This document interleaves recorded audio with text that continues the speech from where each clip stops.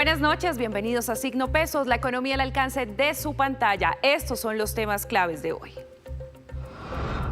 Las nuevas condiciones laborales. El Congreso aprobó cambios sustanciales en temas como el contrato laboral, la jornada de trabajo, los recargos y los contratos de aprendizaje. En minutos hablaremos con el experto Vicente Umaña para ver los alcances de estas nuevas normas. Los altibajos de la economía. En abril, el crecimiento de la economía mostró resultados positivos. Sin embargo, algunas actividades muestran señales de desaceleración. Víctor Grosso nos cuenta en minutos qué dice el informe del DANE. Y la reforma pensional en veremos. Con el pronunciamiento de la Corte Constitucional, el nuevo modelo pensional que iba a empezar a regir en menos de 15 días quedó de nuevo en suspenso. En minutos veremos qué temas quedan vigentes y cuáles no.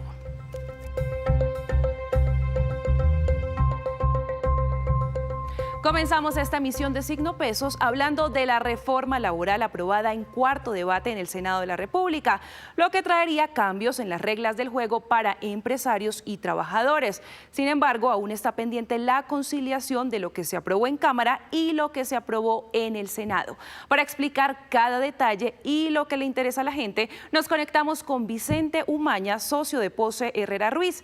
Buenas noches, doctor Umaña, y bienvenido a Signo Pesos. Luisa, buenas noches, un gusto estar aquí. Doctor, para iniciar, ¿cómo quedó en líneas generales lo que se aprobó ayer en el Senado de la República en ese cuarto debate versus lo que se había aprobado en Cámara?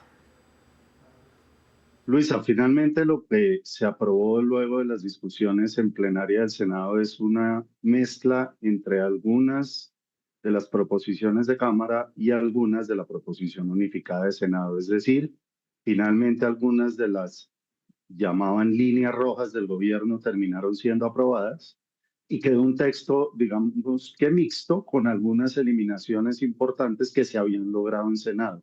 Entonces es una mezcla de los dos y es una reforma, yo diría que agridulce para el sector empresarial al final. Hablemos, doctor, e iniciemos desmenuzando esos artículos que se aprobaron ayer, también comparándolo con lo que se había aprobado en Cámara de Representantes. Por ejemplo, contrato laboral a término fijo se aprobó tanto en Cámara y en Senado que no puede ser mayor a 4 años. Después de estos 4 años ya se entiende que es contrato a término indefinido. ¿Cómo impacta esto la contratación de los colombianos? Esta era una de las líneas rojas. El gobierno siempre ha insistido en que se debe privilegiar el contrato a término indefinido y le pone este límite al contrato a término fijo que no puede exceder de 4 años y si no se vuelve indefinido, como bien anota usted. Esto tiene una implicación directa en la administración de las plantas de personal de las compañías. Tiene una implicación en la movilidad laboral que pueden tener ciertas compañías, en cómo atienden sus picos de trabajo y en cómo organizan finalmente sus recursos humanos. Es inflexibilizar o quitarle flexibilidad a las relaciones laborales. Otro de los puntos que estaban esperando debatirse en esta plenaria del Senado es la jornada diurna y nocturna. ¿Cómo iba a quedar?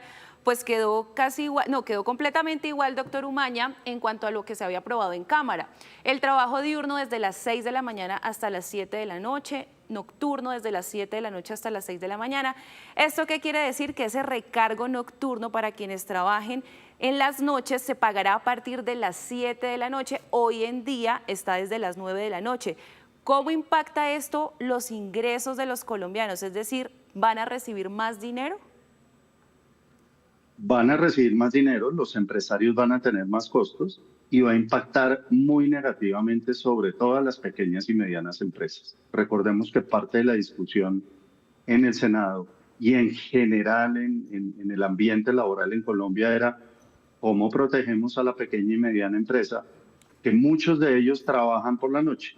Entonces se les incrementan los costos. Es cierto, por supuesto, que a los trabajadores que desarrollen sus actividades en jornada nocturna les entrará más plata, pero a costa y con el sacrificio de la pequeña, mediana y microempresa, que es la principal generadora de empleo en Colombia. Y Colombia queda como uno de los países, no del mundo, ni países civilizados, avanzados como Europa, o en Europa, sino países de la región de Latinoamérica, como uno de los países en donde la jornada nocturna empieza más temprano. Entonces, este artículo va a tener unas consecuencias, a mi juicio, bastante negativas, sobre todo en pequeña y mediana empresa, empezando jornada nocturna a las 7 de la noche. Claro, tiene muchas implicaciones y los gremios económicos han advertido de esos sobrecostos que traería la implementación de este y el siguiente artículo que vamos a mencionar. Por ejemplo, doctor, para explicarle a la gente, si alguien tiene un turno de 2 de la tarde a 10 de la noche, le van a pagar desde las 7 o a la empresa también le sale desde las 7 de la noche hasta las 10 de la noche. Esas 3 horas tendría que pagar ese recargo adicional. Correcto, y eso afecta también a sectores, y ese turno que pone usted de 2 de la tarde a 10 de la noche, o esos turnos que terminan en la noche, son típicos, por ejemplo, en el sector de entretenimiento, de restaurantes, de servicios como gimnasios, en que dividen los turnos de trabajo. Entonces tienen 2 personas para cubrir el día completo. Esa persona que cubre el turno de la tarde-noche empezaría a ganar su recargo nocturno desde las 7 y no desde las 9 como estaba antes, lo que implicará para esos empresarios y para ese tipo de negocios probablemente reajustar sus horarios, disminuir sus ventas y por lo tanto disminuir al final su planta de personal. Continuemos, doctor Vicente Umaña, con este otro punto, remuneración en días de descanso obligatorio. Quedó aprobado en Cámara y en Senado que se va a pagar el 100% para quienes trabajen un dominical y un festivo. Entonces expliquemos también un poco esas implicaciones, tanto para el trabajador como para el sector empresarial o el comercio, que son los que trabajan, por ejemplo, en un centro comercial un domingo o un festivo.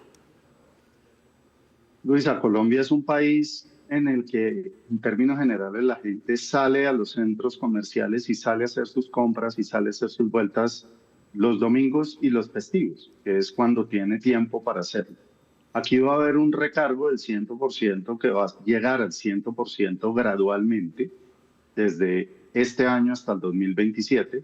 Va a pasar al 80%, al 90% y al 100% en el 2027. Y eso va a encarecer sin duda, como bien anota usted, sobre todo al sector comercial y a los negocios que trabajan los 7 días de la semana. Es de nuevo un sobrecosto que en principio se discutió cómo se protegía también a la pequeña y mediana empresa. No se logró, va a aplicar para todos con un compromiso del gobierno de hacer algo para alivianar esa carga en la pequeña y mediana empresa en el mediano plazo. Pero de aquí a que eso pase, vamos a estar en el mismo escenario que con el recargo nocturno.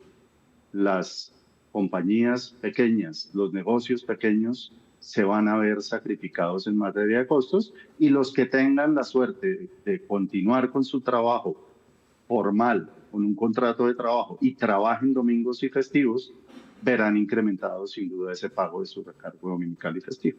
Y para los trabajadores que nos están escuchando, doctor, es decir, si hoy trabaja un domingo, le están pagando el 75% de recargo por trabajar ese domingo o en día festivo. Con esto, ¿cómo le quedaría? Sube al 2027 25%, sería el 100% de la hora que trabaje en dominical o festivo. Entonces es un incremento al final del 25% para llegar al 100% de manera gradual. Sí, señor, y ahora pasemos a este punto de las licencias remuneradas, que aquí hay algunas diferencias que se tienen que definir justamente en la conciliación. En Cámara quedó estipulado esas licencias remuneradas, por ejemplo, para citas médicas y ciclos menstruales incapacitantes, pero en el Senado se habla de incapacidades médicas con certificado cuando usted tenga una cita programada, una cita de urgencias, y se incluye mujeres que tengan endometriosis. ¿Cuál es la diferencia, doctor, y qué se debe definitivamente quedar en Cámara en esa conciliación? Perdón. Esto es importantísimo porque también fue una de las líneas rojas y de las batallas del gobierno. En Cámara se establecieron una serie de licencias prácticamente sin limitaciones y no acotadas. ¿Qué se hizo en Senado? Se trató de acotar Entonces, si usted tiene una cita médica, es una cita médica programada con un especialista, es decir, el trabajador debe avisarle a su empleador que tiene una cita con anterioridad, no simplemente decirle me voy al médico, y que pide esa licencia no remunerada, por supuesto, pero asiste a una cita con especialista programada, no a cualquiera y no en cualquier momento. En todo caso, sin la reforma, hoy existe la posibilidad de que los trabajadores asistan a las citas médicas y no debería descontarse desde ese tiempo tampoco.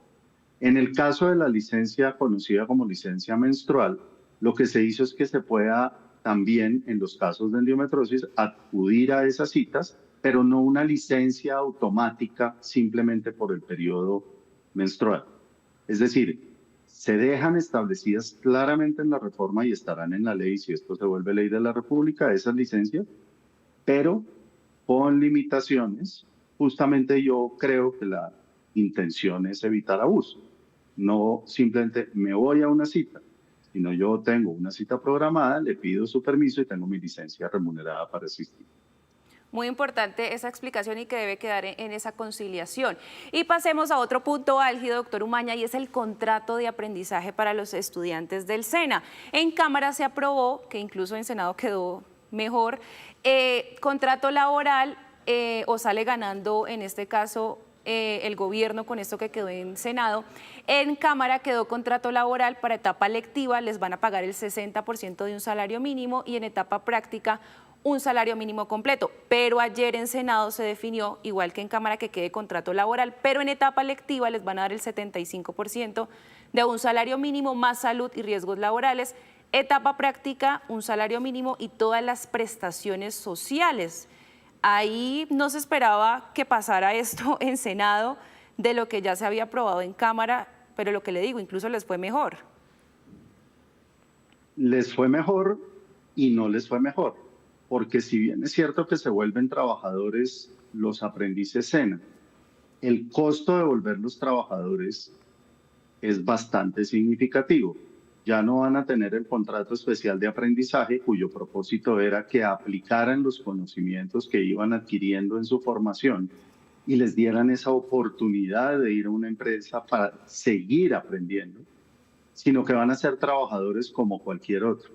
Esto quiere decir que para el empleador no solamente es un costo adicional, sino es abrir una posición adicional de trabajador. Muchas compañías, usted sabe, tienen restricciones en materia de número de trabajadores que pueden contratar.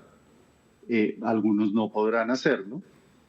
Y esa carga muy probablemente va a estimular el pago de la cuota de compensación al SENA. El empleador va a decir, yo prefiero pagar esa compensación de 1.5 salarios y no tener más trabajadores que cada uno de ellos me va a costar, porque el costo es distinto al salario mínimo, me va a costar casi que 2.500.000 pesos mensuales tener a un trabajador aprendiz y preferiría, dirán muchos, pagar y no tenerlo. Y también quedó una cosa muy preocupante, que es si uno como empresario pide aprendices, pero no hay aprendices disponibles, se había propuesto que si no hay aprendices disponibles, uno no tenga que pagar como empleador la cuota de compensación. Sin embargo, quedó que así no le manden los aprendices, tiene que pagar la cuota de compensación.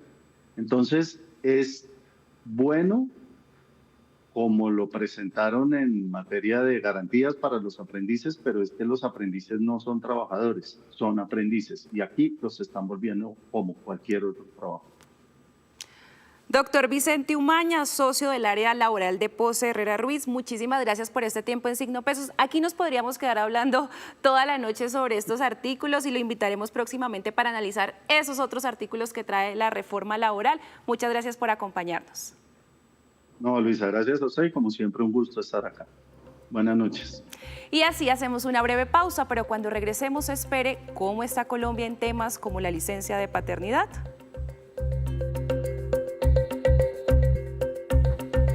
Gracias por continuar con nosotros. Y uno de los temas laborales que se han querido mejorar en nuestro país es el de la licencia de paternidad. Muchos hombres y mujeres advierten que cuando llega un bebé a su hogar se requiere prestarle mucha atención para esta etapa crucial.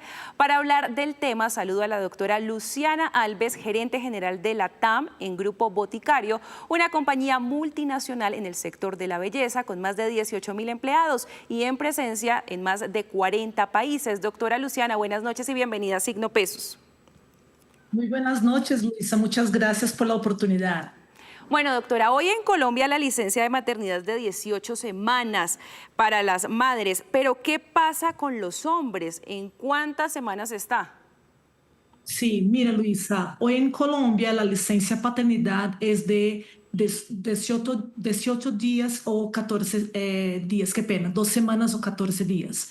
Y para nosotros de boticario, 14 días no son suficientes ni para tener el cuidado real en este momento tan importante, tampoco para ejercer la corresponsabilidad en el día del nacimiento. Para nosotros este rol no es un tema de género y sí un derecho y una responsabilidad compartida. Por eso, Luisa, acciones como nuestra licencia parental de 120 días o también la instalación de cambiadores que hicimos en los baños masculinos de muchos centros comerciales en el país son ejemplos reales de cómo podemos crear condiciones para el cuidado compartido. De hecho, uno de los temas, doctora, antes estábamos hablando sobre la reforma laboral en Colombia y se plantea en la Cámara de Representantes que suba a 4 semanas, pero eso todavía está por definirse. Ustedes aplican estos 120 días de licencia de paternidad. ¿Por qué consideran o por qué llegaron a esta conclusión que se requieren estos 120 días y si lo están aplicando en Colombia y en otros países?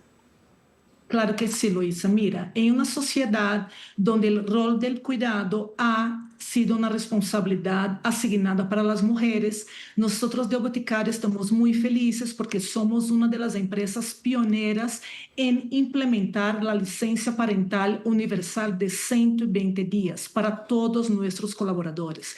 Eso quiere decir, Luisa, que hijos biológicos, hijos adoptivos, de parejas homoafectivas o heteroafectivas, cis o trans, todos los tipos de familia tienen derecho a este beneficio que para nosotros es tan importante porque así buscamos una sociedad con más equidad, con más derecho al amor, al cuidado compartido, especialmente en dar esta oportunidad para que los niños tengan este contacto más real, este desarrollo cognitivo, emocional, celebrar en los primeros meses de vida. Entonces estamos muy felices de poder traer esta política tan importante que está vigente desde 2022 en todas las operaciones del Grupo Boticario. Gerente, comparado con otros países y la licencia de paternidad que se tiene actualmente en Colombia, ¿hay más días en otros países o en Colombia esos días se ajustan también a lo que aplican en otros países? Nosotros creemos, Luisa, que es muy importante, es un activo nuestro el bienestar de nuestros colaboradores, ¿sí? Entonces, buscamos políticas reales que aprovechen, que den la oportunidad para que nuestros colaboradores puedan convivir, puedan vivir de cosas que de verdad hacen, tienen sus beneficios. Y esta política es un ejemplo real de este beneficio. Por eso, todos los países que tenemos implementados en el mundo, más de 15 países, tienen la política, la licencia parental de 120 días para todos nuestros colaboradores. ¿Y qué han podido ustedes evidenciar en la productividad, en el ambiente laboral, para aquellos papás que se van 120 días con esa licencia y cuando regresan? Claro que sí. Luisa, mira, nosotros obviamente tenemos una respuesta muy positiva de nuestros colaboradores sobre nuestra licencia parental. Nosotros vemos como una inversión importante para generar este llamado a una sociedad más equitativa. Hemos acompañado muchos estudios y uno de InfoJobs de 2023 habla que de cada 8 de 10 personas que ven que su rol de madre y de padre son reconocidos en el ambiente laboral, son más felices felices, son más satisfechos. Y es eso que vemos en el día a día con nuestros colaboradores, obviamente mucho más productivos, más conectados con nuestra cultura, más una rotatividad que naturalmente baja, porque más allá de una marca que habla sobre apariencias o sobre belleza, es una marca que habla sobre cómo podemos transformar el mundo a través del amor y de la belleza, y seguramente nuestra licencia parental es una invitación abierta para este cuidado compartido, para que no se vea como una responsabilidad solo de las mujeres. Gerente, ¿y ustedes asumieron esos costos adicionales? ¿Compensa esos costos adicionales por otorgar más días de licencia, pero compensa con lo que nos nombraba de productividad, de mejor ambiente laboral? Claro, Luisa, mira, nosotros acá no hablamos de costos, nosotros hablamos de inversiones. Obviamente, teniendo Colombia como un país que tiene 14 días de licencia y nosotros con 120 días de licencia remunerada, sí se convierte con una inversión importante, pero nosotros creamos negocios sostenibles, nosotros creamos negocios de largo plazo. Entonces, para nosotros poder invertir en nuestras personas, pero más allá, también hacer esta invitación con acciones reales que invitan desde la iniciativa privada, cómo podemos crear una sociedad más equitativa, generar condiciones para las mujeres, dar este vínculo afectivo para los niños, también permitir para que los papás pueden estar más con sus hijos. Eso va más allá de un costo y repito, es una inversión que somos muy orgullosos de ser acá en Colombia una de las primeras empresas a implementar esta licencia paternidad como una inversión para nuestros empleados. Doctora Luciana Alves, gerente general de la TAM en Grupo Boticario, muchísimas gracias por acompañarnos esta noche en Signo Pesos. A ti por el espacio, Luisa. Feliz noche. Y así hacemos una nueva pausa, pero al regreso les tenemos que aunque en el mundo hay cientos de plataformas de comercio electrónico, les contaré cuáles son las más populares y de qué países son.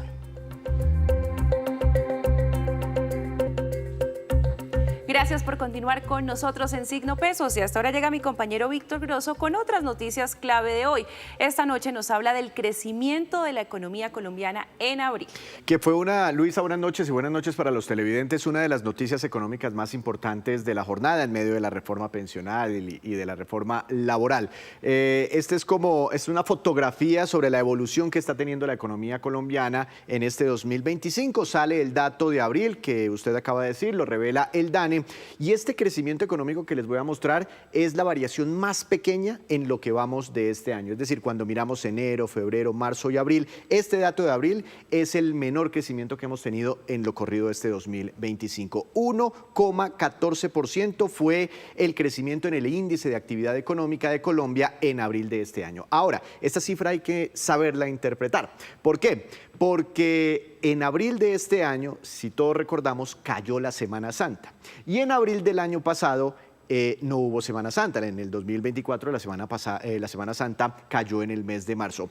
Es decir que este año en abril tuvimos menos días hábiles para producir y eso, aunque no lo crea Luisa, genera un gran impacto y genera unas distorsiones en los datos mirados de esta forma. Por eso hay que hacer unos cálculos desestacionalizados y hay que tener mucho cuidado con la interpretación de estas cifras. Este menor crecimiento económico puede estar asociado con la Semana Santa en abril de este año. Miremos por actividades, cuando dividimos en tres grandes grupos a la economía colombiana, las actividades primarias tuvieron una caída de 1,71%, aquí está el agro y el sector extractivo. Las actividades secundarias, una caída de 3,9%, aquí está por ejemplo el sector manufacturero, que la verdad no viene muy bien, y está el sector construcción. Y las actividades terciarias, el grupo al que mejor le va, pues hay un crecimiento de 2,59%, la verdad este es el sector que más jalona a la economía en abril de este año. Ahí está, por ejemplo, el sector público, el sector servicios, los eventos, etcétera, el comercio que viene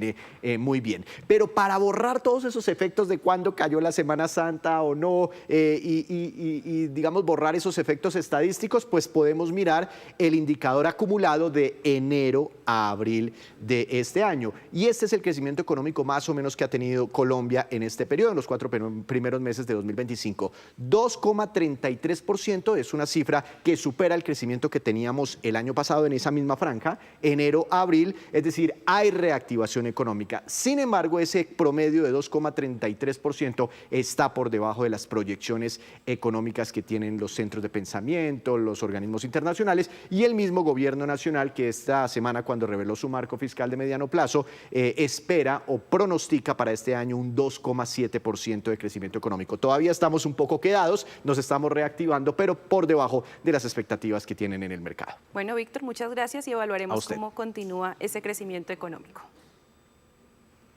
El pronunciamiento de la Corte Constitucional emitido en las últimas horas dejó la mayor parte de la reforma pensional en suspenso, hasta que el Congreso subsane un error cometido en el trámite legislativo. Sin embargo, hay algunos apartes que sí se mantienen vigentes. Henry González nos cuenta los detalles.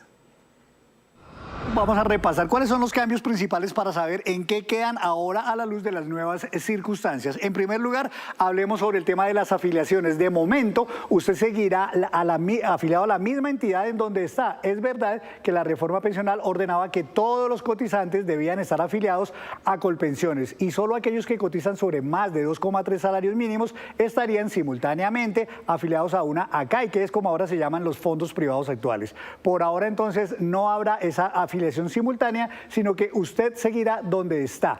Algunas personas habían seleccionado entonces, por ejemplo, una ACAI, eso fue hasta antes de mitad de enero, para que, por ejemplo, escogieran Porvenir, Protección, Colfondos o Escandia, si allí debían hacerse los aportes que superaran los 2,3 salarios mínimos. 212.000 personas escogieron esa ACAI, a otros 237.000 que no escogieron, se les asignó, pues esa selección por ahora queda en firme todavía, porque pues con la suspensión de la reforma pensional se dijo expresamente por la Corte que esto se mantendría vigente. Hablemos ahora de los traslados de régimen pensional, y es que se abrió una posibilidad para que las personas pudieran trasladarse entre Colpensiones a un fondo privado o del fondo privado hacia un régimen, digamos, público. 80.000 personas se trasladaron, efectivamente hicieron ese traslado, y según lo que se ha establecido, esos 80.000 personas que hicieron el traslado quedan en firme esos traslados, e inclusive si todavía no han hecho el traslado, pero lo quieren hacer, todavía lo pueden hacer. Así lo estableció la Corte Constitucional en este pronunciamiento. Hablemos ahora de qué pasa con los aportes pensionales. La idea era que a partir ahorita de julio, todas las personas que ganen más de 2,3 salarios mínimos, las empresas estaban corriendo para poder hacer esos ajustes y poder empezar a aplicar los aportes de la manera como se establece en la reforma pensional. Es decir, que hasta 2,3 salarios mínimos se mandan a Colpensiones obligatoriamente, y por encima de 2,3 salarios mínimos se enviarían a esa ACAI o a ese fondo de ahorro pensional. Pues ahora no hay necesidad de empezar a hacer esa división de los aportes, sino que todo se seguirá haciendo con la manera como se venía haciendo. Es decir, si usted está afiliado a Colpensiones, seguirá mandándose todo el aporte pensional allá, no importa si usted gana 1, 2, 4, 5 o 10 salarios mínimos, los aportes se seguirán mandando a esa entidad donde usted está todavía afiliado. Hablemos ahora del régimen de transición. La reforma pensional establecía que los hombres que al próximo 1 de julio tengan cotizadas 900 semanas o las mujeres con más de 750 no se verían afectados por la reforma pensional, sino que seguirían rigiéndose por el modelo de la Ley 100. Al quedar suspendida la reforma, habrá que esperar si esa fecha del 1 de julio eventualmente tiene algún ajuste. Si ajustan esa fecha, es posible que personas que no habían quedado en régimen de transición ahora pudieran perfectamente quedar, porque van a tener un poquito más de tiempo para completar esas semanas, pero eso es algo que todavía es incierto. Y antes de despedirnos, los dejo con este dato. Según el portal Estatista, los siguientes fueron las plataformas de comercio electrónico más populares en 2024. Amazon de Estados Unidos, Alibaba de China, Rakuten de Japón, Zalando de Alemania y ASOS del Reino Unido. Y así terminamos por hoy. Los esperamos mañana con una nueva emisión y toda la información económica que usted necesita saber. Esto es Signo Pesos, la economía al alcance de su pantalla. Buenas noches.